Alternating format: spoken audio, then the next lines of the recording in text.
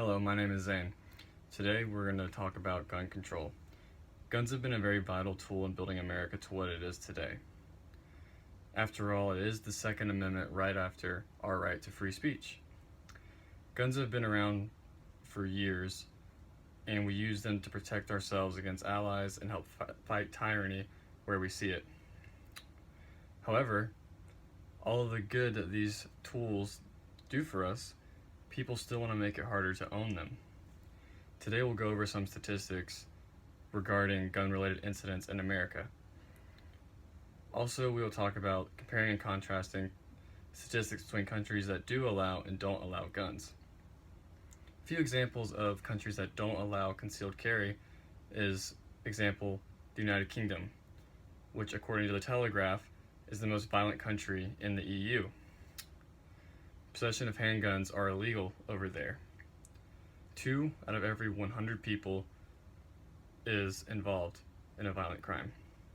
Secondly, Honduras, according to their constitution, reserves as exclusive power of the armed forces the manufacturing, importing, distribution, and sale of arms.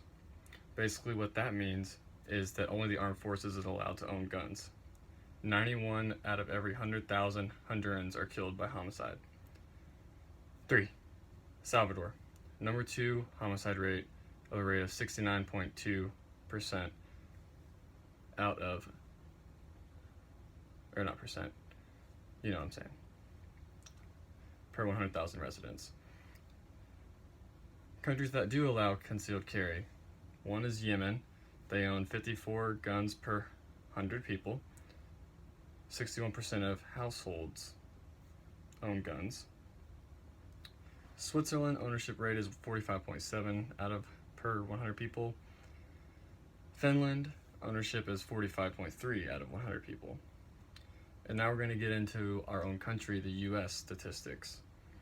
88 out of 100 citizens are legalized gun owners. We're the number one gun owning country in the whole world. And we only have a 4.8 per 100,000 population homicide rate. Fortunately, every year guns are used over 80 times more often to protect a life than to take one. 200,000 times a year, guns are used to protect women from sexual abuse, and 3 out of 5 felons won't mess with an armed victim.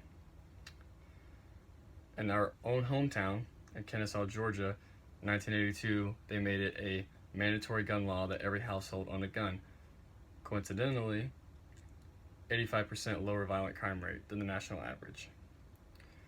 So when we get to the conclusion, there is a negative correlation between gun ownership and violent crime in countries internationally, according to Harvard Journal of Law and Public Policy.